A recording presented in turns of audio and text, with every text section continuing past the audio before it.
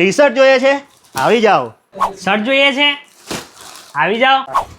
Jeans જોઈએ છે? આવી જાઓ. વાવ. લેડીઝ અને જેન્ટ્સ બંને માટે જોઈએ છે?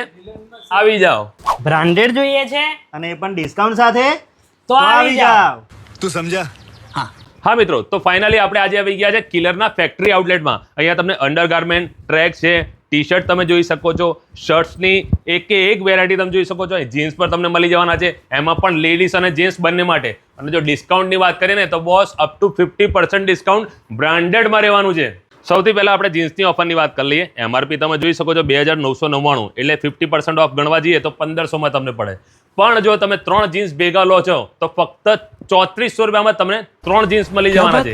એ ભલે જેન્ટ્સના હોય કે લેડીઝના હોય.